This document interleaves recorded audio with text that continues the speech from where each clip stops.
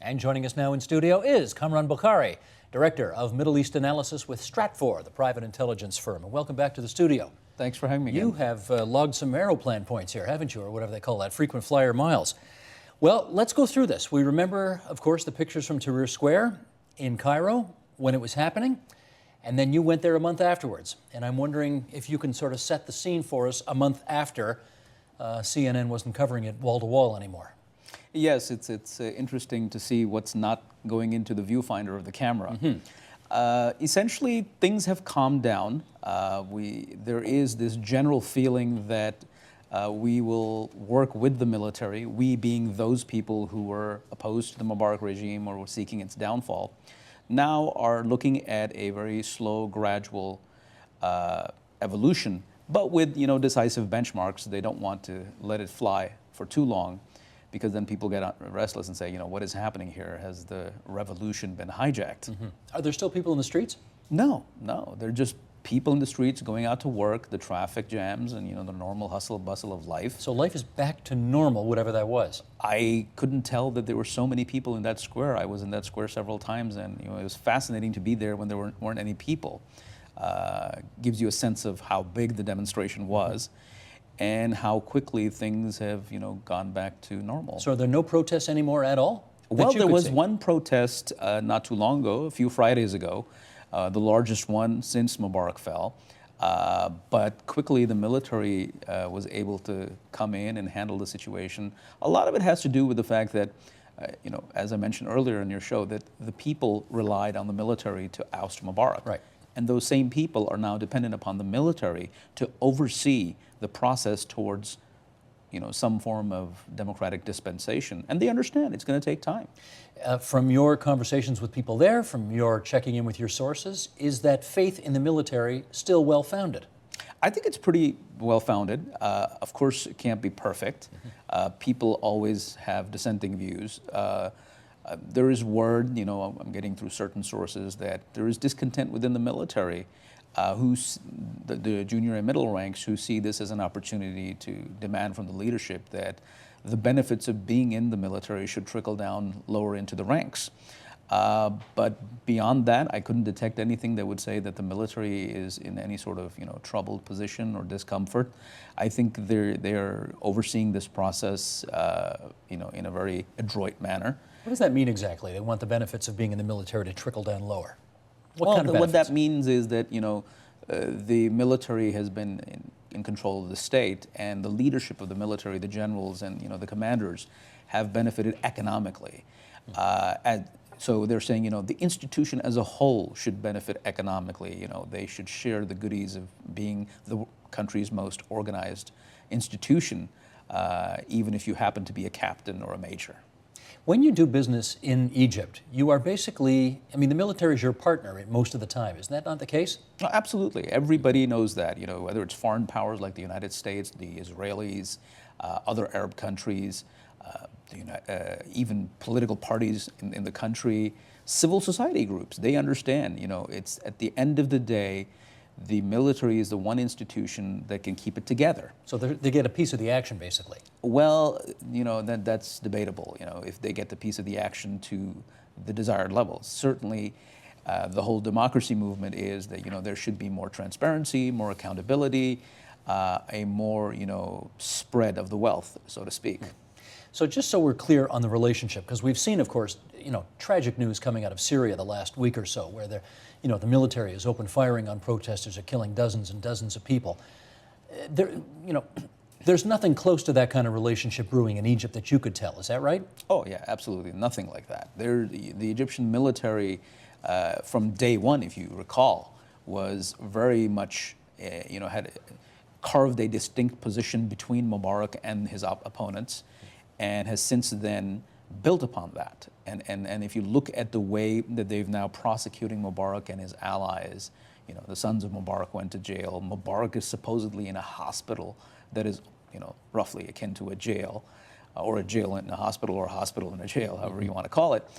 All of these are developments that make the military have a much closer relationship with the populace, because this is a popular demand. That, one of the fears of many, who don't wear the uniform, which is the majority of Egyptian people, is that, somehow maybe the ghost of Mubarak is still lurking around, in the sense that not that he can come back, but his people. So the question is, what will change, in the long run? They want to see concrete change, and I think the military is doing a good job of meeting those deadlines. I mean, they've had the referendum and the amendments to the Constitution. A lot of people voted no, but that's still a participation in the process, in a process that's overseen by the military. Okay, now I get all that, but oftentimes when a dictator is done and leaves the country, once he's gone, he's gone. And you may want him back, you may want to prosecute him, but if he's gone, he's gone. The people you talked to, were they really quite anxious to see Mubarak go on trial and pay for whatever crimes he's alleged to have committed over the 3 decades he was in power? Well, there are two types of people in this category. One are those who are, who do want to see some accountability. They're motivated by the need for accountability. The second type of people in this group are those who fear that if this doesn't happen, if there is no accountability, the Mubarakians, as some would refer to them, would come back through the back door. And obviously they don't want that. They don't want that. Okay, his party, the NDP, as opposed to the NDP party, which is doing very well here, his party over there is not doing so well. They're gone now, right? Dissolved? They have been disbanded, through a court order, and they have reincarnated themselves in the form of a new party, slightly different name, can't recall off the top of my head right now, but it is led by the nephew of former President Anwar al-Sadat, Talat Sadat. And he has been brought in, most likely by the military, to lead this new group.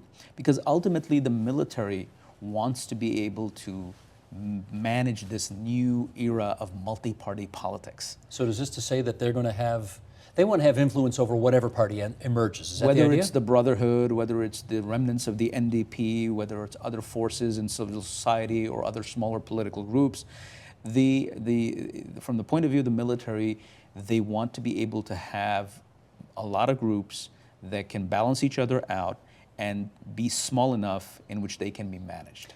Does the military actually have good links to the Muslim Brotherhood to the extent that they feel that, maybe control is not the right word, but that they can influence what the Brotherhood does? Absolutely, because the Brotherhood also is dependent upon the military for whatever change. So once you create that dependency, then you have leverage. Is it a large-scale leverage? No, I wouldn't call it that.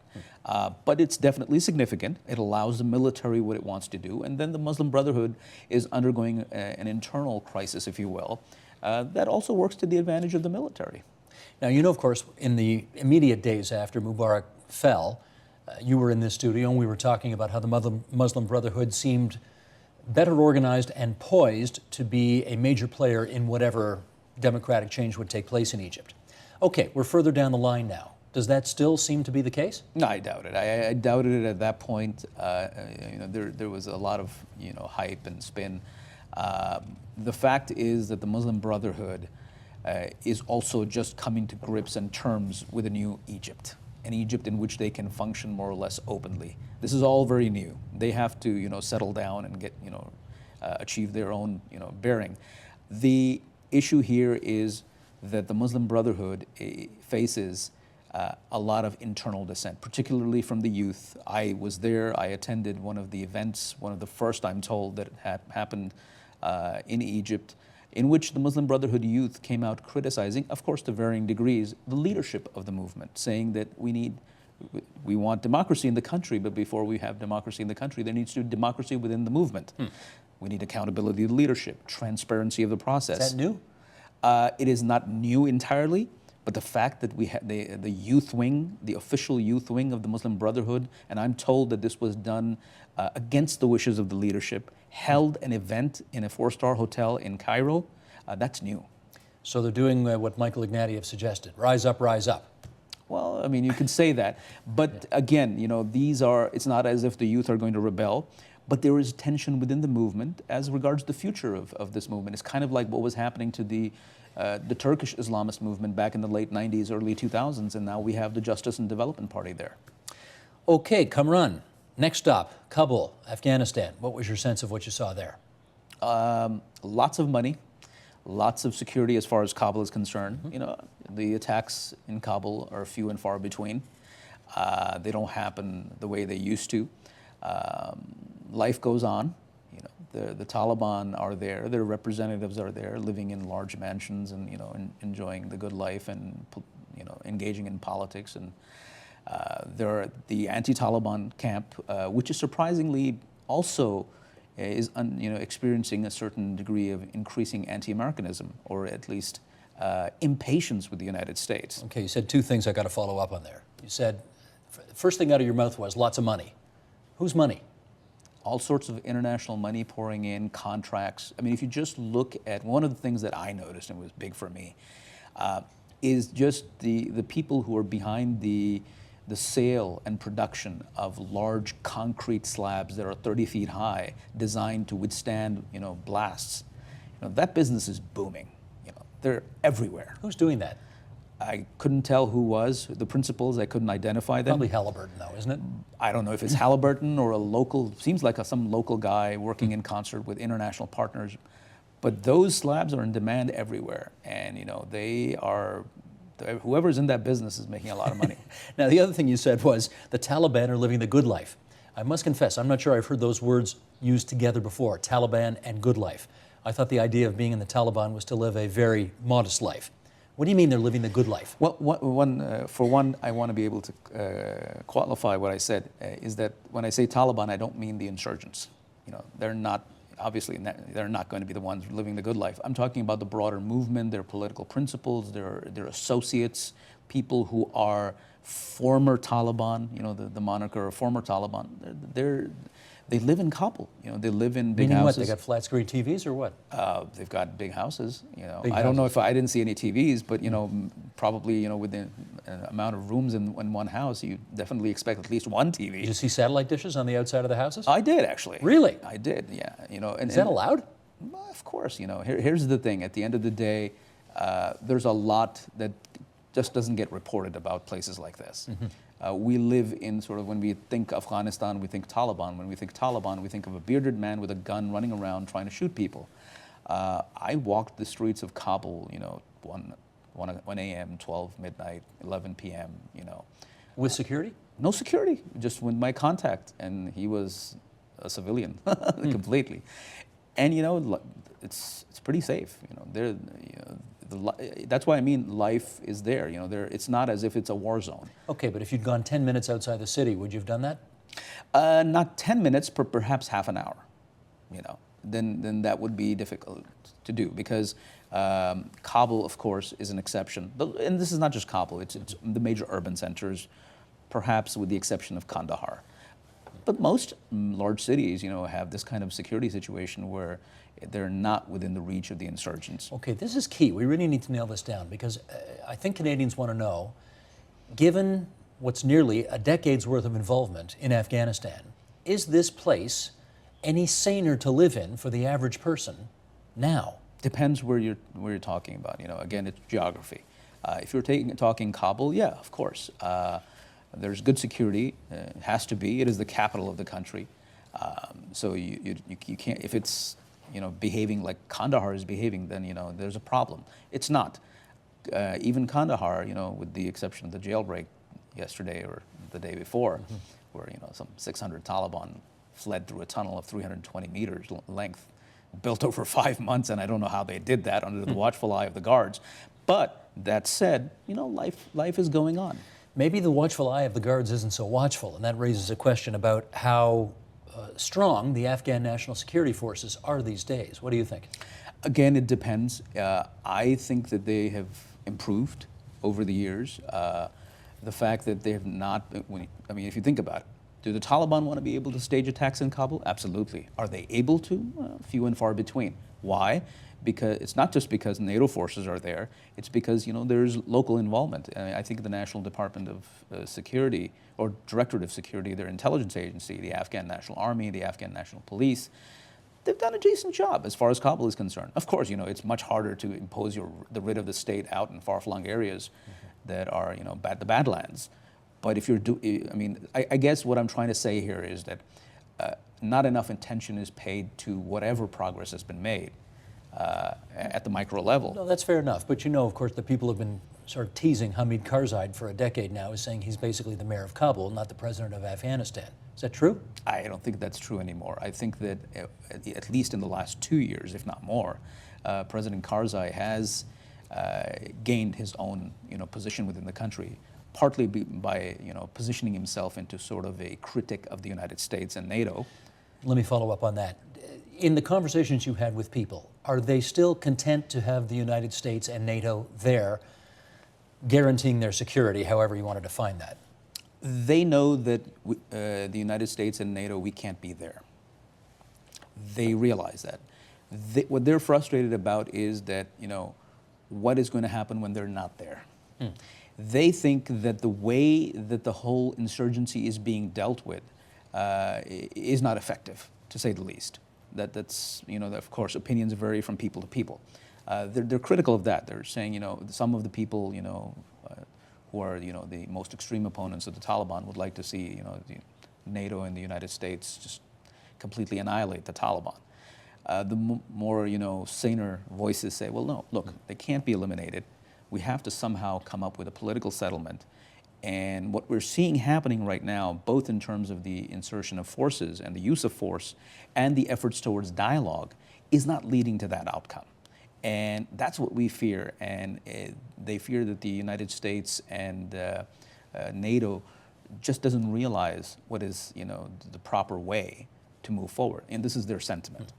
Well, tell me if you think this is progress, because last week I gather an Afghanistan-Pakistan Joint Commission on Peace and Reconciliation was announced. What does that hope to accomplish?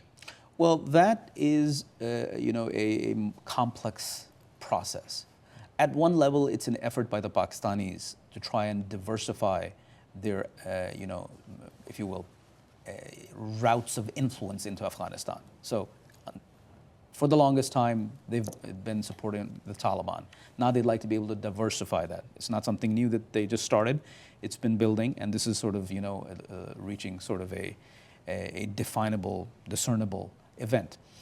On the other hand, the Afghans also realize that, look, we don't really like the Pakistanis in getting too involved in our internal affairs, but let's face it, they do have influence. That's the reality of life. We need to work with them, especially if the United States and NATO is not going to be here for long. And right now, the United States is caught up with so many problems in the region. Sure. Was it your sense that the Taliban were prepared to play ball with this commission?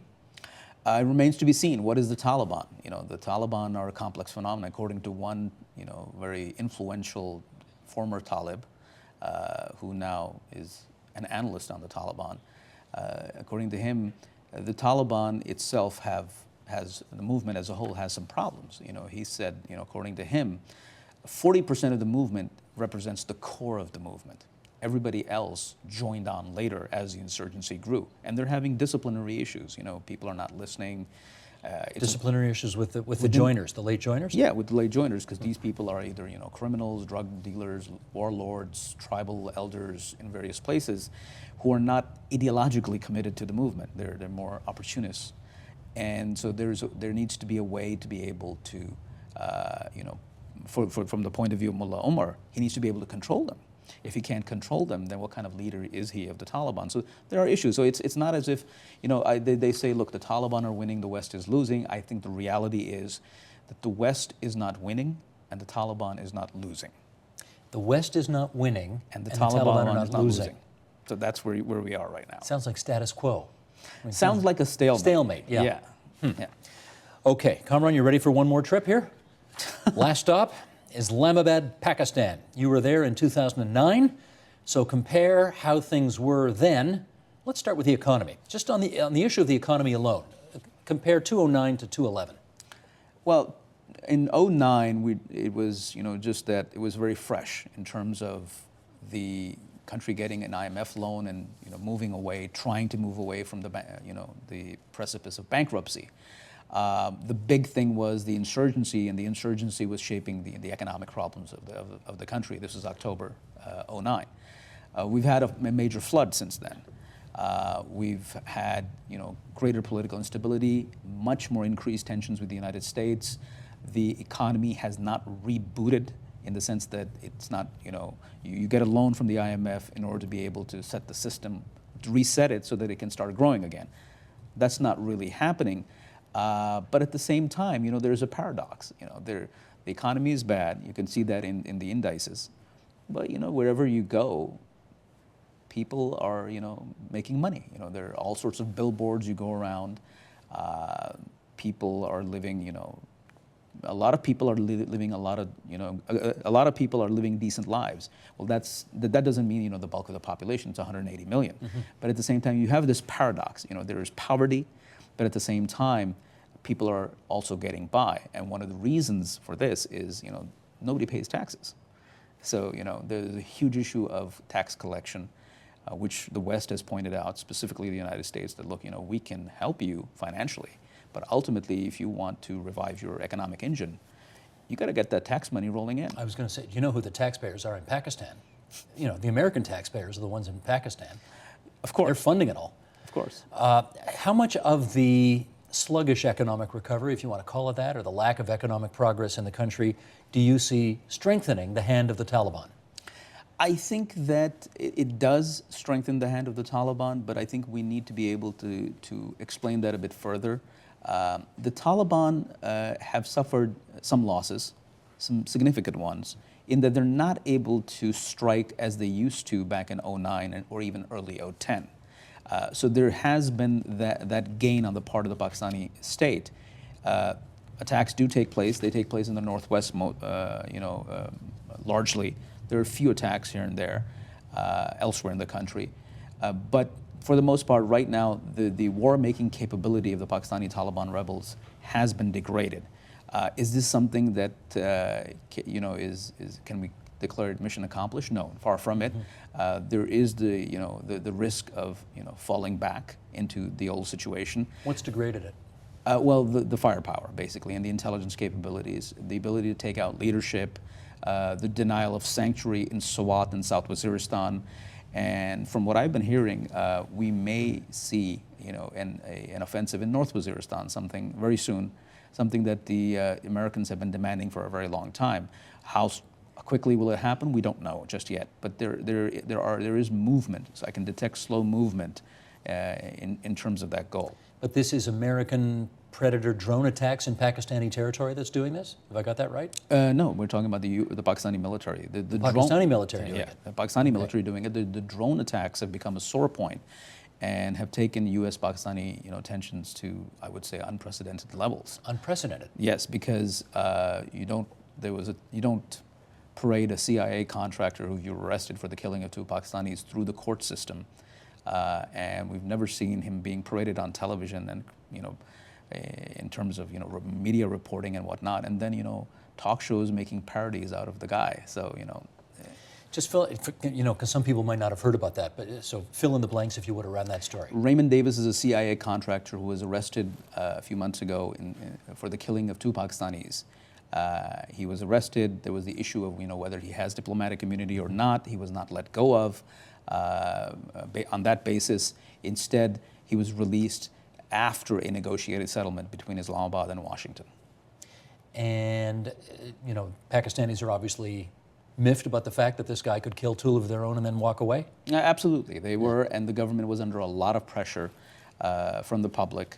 And that's why we saw the dance that was being, that was occurring. You had the government, the ISI and the army saying, look, this is in the hands of the political government. The political government is saying, it's a judicial matter.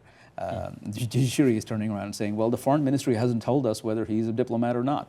And so it was a merry-go-round going around. And so, it was really interesting to watch that. And that's something that took place because A, the Pakistani state was under pressure. B, the Pakistani state would like to renegotiate the rules of engagement, if you will, on the war on terror. This is something very new that I detected in this trip.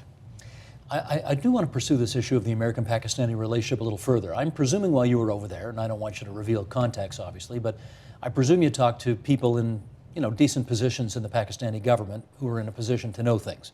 Yes? Absolutely. One of them was the head of the ISI himself. Oh, all right. So you are prepared to name sources. Yes. Okay. Yes. We see American cabinet officials, Hillary Clinton, Robert Gates, on television all the time expressing their unhappiness with the cooperation that they're getting from the Pakistani government on chasing down Taliban, helping them with the war on terror, and so on, which they don't call the war on terror anymore. But anyway, you know what I mean. When you talk to the Pakistani sides of things, you said that the relationship with the Americans is probably at an all-time low right now. But what are the ramifications of that, do you think, in the long run? The ramification is, complications with the overall strategy for Afghanistan. The big issue here is that neither Pakistan can walk away from the United States, nor can the United States walk away from Pakistan. They need each other, don't they? They need each other. The Pakistanis need them for their financial well-being and everything else. The Americans need them to, Stop providing safe harbor to all those... move forward on the Afghan strategy, whether it's war, through use of force or through negotiations. But what we're seeing right now is that the Pakistanis are saying, you have been upset with us for a very long time. We're also upset with you, and we'd like to let you know. Are they still talking? They're talking. The talking never ends. Even the Iranians and the Americans talk all the time. So this is Pakistan and the United States. They are talking. But what is happening in the talks? We've had a flurry of visits in the last 2 weeks. Today, General Petraeus was there. A few days ago, the Army chief, the U.S. Army chief, was in Pakistan to meet his counterpart. Admiral Mullen, the Joint Chief, was there separately. Chairman of the Joint Chiefs. Yeah, Chairman of the Joint Chiefs. The Speaker of the U.S. House of Representatives, John Boehner, was there leading a congressional delegation. Prior to that, the ISI chief was in Washington. So there's a lot of activity going on, and this lot of activity takes place in the context of the Pakistani efforts to try and, if you will, undo those unwritten rules of engagement that took place between Musharraf and the Bush administration. Last 30 seconds. What's the one neat new thing you learned on this trip you didn't know before you went there? Anywhere. Anywhere. Well, there's one common theme, is that there is really, if you will, the media and other open sources don't really do a whole lot of good job in terms of really uncovering the reality on the ground. The reality on the ground is really nuanced, complex, and granular. Now, of course, it's not possible to take into account all of that in small TV segments or even written articles. But I think that there is an underappreciation for the complexity that is out there. For example, the Brotherhood is overrated as far as I'm concerned. Nobody talks about the problems that the Taliban are facing. Nobody talks about what the situation is inside Pakistan beyond the terrorism. There are just so many people in Pakistan, 180 million people, that are putting a strain on the economy. Nobody talks about that. That's why we gave you half an hour here tonight, so you could talk about it. Kamran Bokhari from Stratfor, it's good to see you again. Thanks so much for your time. Thank you.